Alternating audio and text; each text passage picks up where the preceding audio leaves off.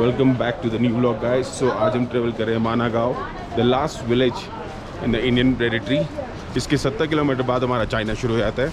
माना गाँव कंप्लीट करने के बाद हम लोग जाएंगे केदारनाथ जी और उसके बाद आपको अपडेट करेंगे नेक्स्ट वीडियो में। जैसा कि आप मेरे पीछे देख पा रहे हैं, मैं आपको एक केशव प्रयाग का नज़ारा दिखाता हूँ। उधर से जो नदी आ रही है वो है अलकनंदा और ये जो नदी आ रही है यह है सरस्वती। जब ये दोनों मिल जाती हैं तो आगे अलकनंदा ही कहलाती है, लेकिन सरस्वती पाताल लोक में चली जाती है। वहाँ पे अगर आप देख पा रहे होंगे तो नदी का मुख नीचे की तरफ जा रहा है और केशव प्रयाग नाम का इसको जगह बोलते हैं, जो मर्जर पॉइंट जिसे बोलते हैं। ये जगह पड़ती है आपकी लास्ट पॉइंट ऑफ इंडिया, मतलब लास्ट विलेज ऑफ इंडिया। तो मुझे एक दोस्त मिल गया, राघव पंकोली। ये आगे ये गणेश गुफा की स्टोरी मुझे सुनाने वाला है। बताओ जी, क्या कहानी है? ये जो गणेश गुफा और वेद व्यास की गुफा है वह 1330 ईयर्स ओल्ड पुरानी है। जो वेद व्यास जी तो यहाँ महाभारत के आ रहे थे तपस्या करने के लिए। तो जो वेद व्यास जी थे वो पंजाबी आदमी थे और वो पंजाब से आ रहे थे यहाँ ऊपर जो उनकी गुफा है और ये गणेश गुफा है ऊपर।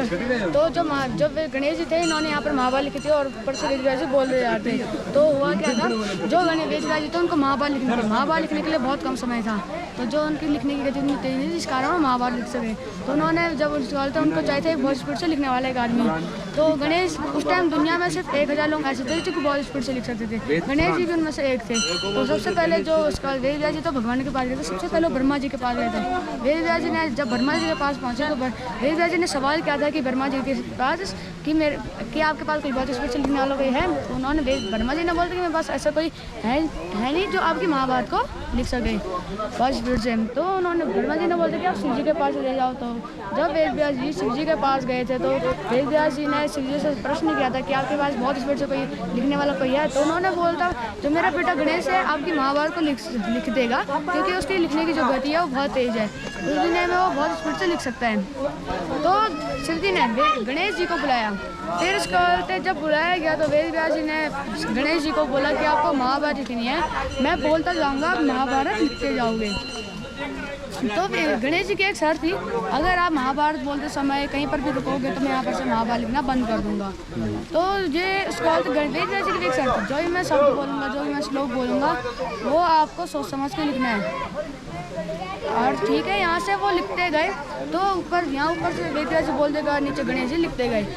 जो वेद व्यास जी थे वो भी घबरा गए थे कि निष्फल से लिख कैसे रहे। तो वो उसके बाद जब घबरा जा रहे थे कि निष्फल से लिख कैसे रहे, तो गणेश जी ने जो थे ना बहुत स्पीड से लिखते थे।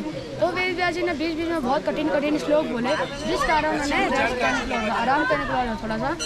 फिर एक बार जिस कलम से जो गणेश जी थे वो लिख रहे थे तो वह कलम टूट गई। तो कलम टूटते ही तो उन्होंने अपना दांत तोड़ के लिखने बैठ गए। तो यहाँ से जो क्या तोड़ के? दांत तोड़ के लिखने बैठ गए। दांत से लिखने लग गए? हाँ जी, उनको शक्ति थी और उन्होंने अपना दांत तोड़ा, क्योंकि वो घबरा गए थे अब मैं लिखूँ किससे। तो उन्होंने जो भी था उन्होंने अपना दांत ही तोड़ दिया। तो हुआ क्या, आगे जो ये सरस्वती नदी है जो मैंने अभी दिखाई थी आपको, जो यहाँ पर जो सरस्वती नदी है वो बहुत हल्ला कर रही थी। तो जिस कारण ना वेद व्यास जी ढंग से बोल पा रहे थे ना ढंग से गणेश जी लिख पा रहे थे।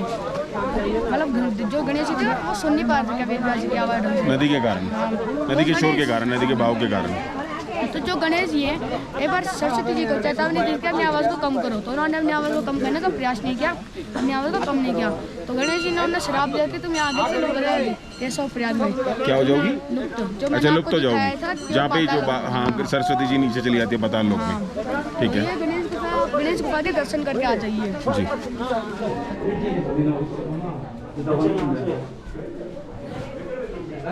जी हाँ दोस्तों, ये वही गणेश जी की गुफा है जिसके बारे में अभी उस बच्चे ने बताया। थोड़ा संकरा रास्ता है पर आ गुफा वही है। सबसे खतरनाक झरना जो मैंने लाइफ में देखा है, झरना कह लीजिए, पानी का स्रोत।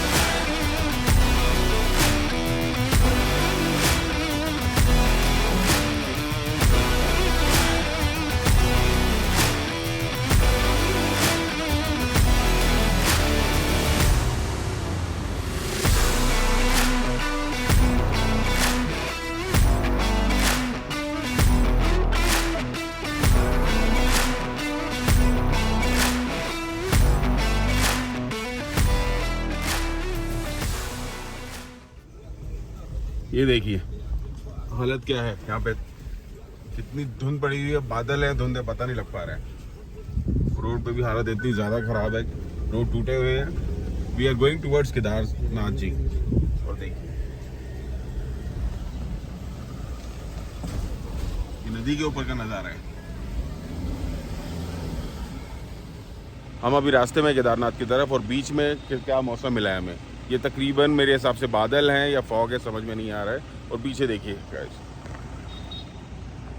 सबको सिस्टम ऐसा हो चुका है, बारिश वाला मौसम सारी तरफ। You can not see properly. हम लोग ड्राइव भी बहुत स्लो कर रहे हैं क्योंकि रास्ता इतना ख़राब हो चुका है। और पानी देखिए, पानी के ऊपर एक फॉग सी धुंध सी जमा हो गई है। ऐसा लग रहा है कि स्वर्ग की नगरी में जा रहे हैं हम लोग। क्यों, है ना अच्छा नज़ारा। ये देखिए ऊपर से बारिश हो रही है और हम लोग तैयार हैं आगे चलने के लिए। हर हर महादेव।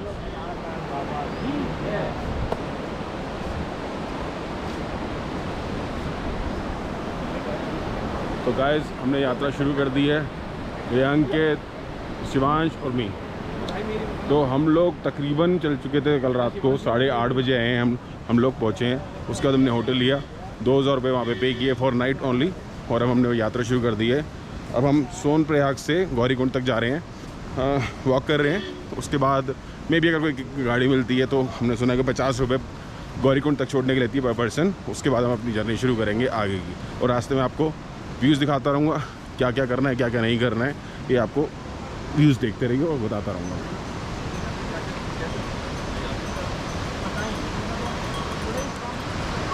यह है यात्रा का व्यू जो कि हम स्टार्ट कर चुके हैं। हमें तकरीबन लगने वाला है 12 घंटे पहुंचने के लिए, क्योंकि मेरे साथ सांस फूलने की दिक्कत हो रही है पिछले 2 दिनों से। आई डोंट नो, बाकी देखते हैं कब तक हम पहुंचते हैं। और उसके बाद हमारी कल सुबह की एक पूजा भी रखी है हमने, और उसके बाद मैं आपको रास्ते में अपडेट करता रहूँगा। तो गाइज़ ये जगह है सोनप्रयाग, यहाँ से आपको गाड़ी मिलने वाली है गौरीकुंड तक के लिए 50 रुपये पर पर्सन के लिए, वहाँ से जहाँ से आपकी यात्रा शुरू होगी। तो गाड़ी हमने कर ली है, हमें जिससे जा रहे हैं दोस्त मेरे। तो मिलते हैं आपसे गौरीकुंड में। तो ये लास्ट कमर्शियल पार्किंग है गाइस।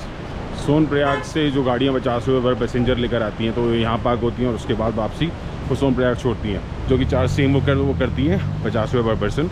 तो हमारा जो ट्रैक रहेगा अब इसमें 16 किलोमीटर का, एज़ पर मुझे गैस यही लग रहा है 16 किलोमीटर लिखा हुआ है।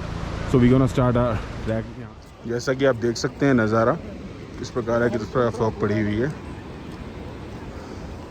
ये हमारा रास्ता है, बारिश के कारण फॉग आ चुकी है, बहुत ज़्यादा धुंधला हो चुका है, और बारिश लगातार चल रही है, इसलिए मुझे खुद को छतरी यूज़ करनी पड़ रही है।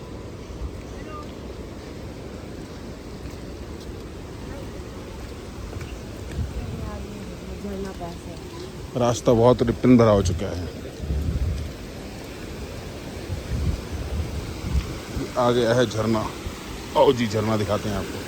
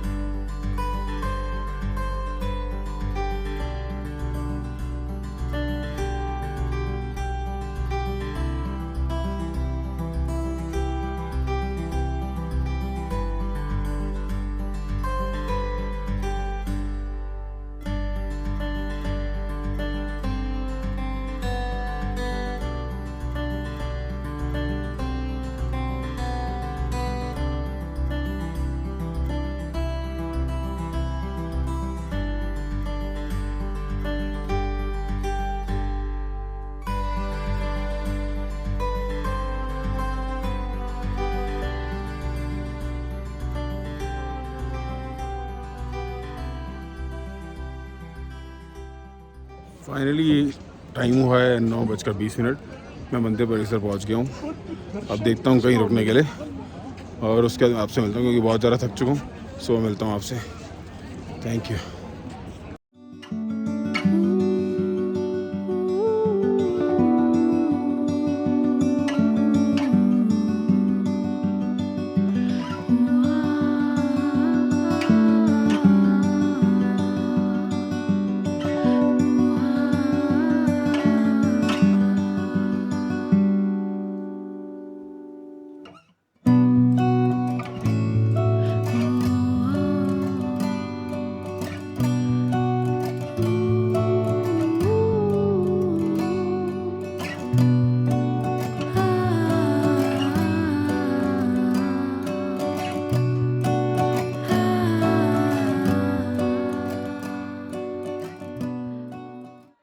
आइए मैं आपको एक रोमांचक कहानी सुनाता हूँ जो कि जुड़ी है भगवान केदारनाथ से।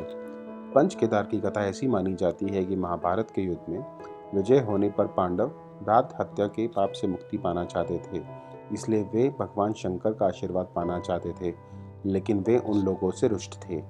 इसलिए भगवान शंकर अंतर्ध्यान होकर केदार में जा बसे। पांडव उनका पीछा करते करते केदार ही पहुंच गए। भगवान शंकर ने तब एक भैंसे का रूप धारण कर लिया और वे अन्य पशुओं में जा मिले। अतः भीम ने अपना विशाल रूप धारण कर 2 पहाड़ों पर पैर फैला दिए। अन्य सब गाय बैल और भैंसे तो निकल गए, पर शंकर जी रूपी भैंस पैर के नीचे से जाने को तैयार नहीं हुए। भीम बलपूर्वक इस भैंसे पर झपटे, लेकिन भूमि में अंतर्ध्यान होने लगे। तब भीम ने बैल के त्रिकोणात्मक पीठ का भाग पकड़ लिया। भगवान शंकर पांडवों की भक्ति दृढ़ संकल्प से प्रसन्न हो गए। उन्होंने तत्काल दर्शन देकर पांडवों को पाप मुक्त कर दिया। उसी समय से भगवान शंकर भैंसे की पीठ की आकृति पिंड के रूप में श्री केदारनाथ में पूजे जाते हैं। जी हाँ दोस्तों, जैसा कि आप स्क्रीन पर देख पा रहे हैं, यह वही डमरूनुमा चट्टान है जिसने 16 जून को आए जल सैलाब से मंदिर परिसर की रक्षा की थी, जिसके कारण पानी 2 भागों में बंट गया और उसने मंदिर परिसर को बचा लिया। और आज इस चट्टान को भीमशिला के नाम से जाना जाता है और इसकी पूजा की जाती है। तो मैं आ चुका हूँ मंदिर में। अब मैं वहाँ दिखाता हूँ जहाँ 2013 में त्रासदी का पानी जो आया था, जो उस पहाड़ के पास से आया था। आप देख रहे हैं वैली, वहाँ से इसके पीछे लेक थी, उसमें बाढ़ आई, उसका बाढ़ का पानी सारा इस तरफ आया। अब तो खैर उन्होंने डेवलप कर दिया है, दीवारें बना दी हैं, वरना ये सारा पानी भर चुका था। यहाँ पे सब कुछ डिस्ट्रॉय हो चुका था। बस ये जो पत्थर जो नया है, जो ऊपर से बह के आया था, इसने मंदिर की रक्षा की थी। ये वही पत्थर है जिसने मंदिर की रक्षा की बाढ़ के दौरान, जो 2013 में आई थी, जिसकी वजह से जो पानी था वो साइड से निकल गया, कुछ इस तरफ से निकल गया, कुछ इस तरफ से निकल गया, और मंदिर की जो इंफ्रास्ट्रक्चर था वो बचा रहा। मतलब मंदिर को ज़्यादा नुकसान नहीं हुआ, लेकिन जो गांव वाले थे उन सबके घर टूट गए। मेजरली बहुत नुकसान हुआ था। पर अब गवर्नमेंट ने क्या कर दिया है कि इसके चारों तरफ दीवारें खड़ी कर दी हैं, क्योंकि अगर बाई एनी चांस दोबारा पानी भी आता है तो वो अंदर की तरफ नहीं आएगा, वो बाहर की तरफ ही चला जाएगा। यह मंदिर भारत के उत्तराखंड राज्य के रुद्रप्रयाग जिले में स्थित है। उत्तराखंड में हिमालय पर्वत की गोद में केदारनाथ मंदिर 12 ज्योतिर्लिंग में सम्मिलित होने के साथ 4 धाम और पंच केदार से भी एक है। यहाँ की प्रतिकूल जलवायु के कारण यह मंदिर अप्रैल से नवंबर माह के मध्य ही दर्शन के लिए खुलता है। मंदिर पहुँचने के लिए आप हरिद्वार से बस या फिर टैक्सी भी कर सकते हैं, जिसका डिस्टेंस होगा तकरीबन 250 किलोमीटर, और इस यात्रा में आपका वक्त लग सकता है 8 से 9 घंटे का। उसके बाद आप सोनप्रयाग से गुप्त काशी आएंगे, जिसका दूरी होगी 5 किलोमीटर की, और उसके बाद आपको 16 किलोमीटर यात्रा कर केदारनाथ जी के दर्शन होंगे। वापस की तरफ हम निकल चुके हैं। बारिश ज़्यादा होने के कारण देख सकते हो सब कुछ रोक गीला है। हम वेयरिंग दिस रेनकोट, और थोड़ा फिसल भरा रास्ता है, पूरा गीला पड़ा हुआ है, और सामने का नज़ारा ये है, पूरे बादलों से डरा हुआ है, पूरे बादलों से पैक्ड है। तो हम कोशिश करें धीरे धीरे उतरने की। Will take maybe around like 2 to 3 hours. 3 घंटों में नीचे पहुँचेंगे, देन विल डिसाइड कि हम लोग आगे कहाँ जा रहे हैं।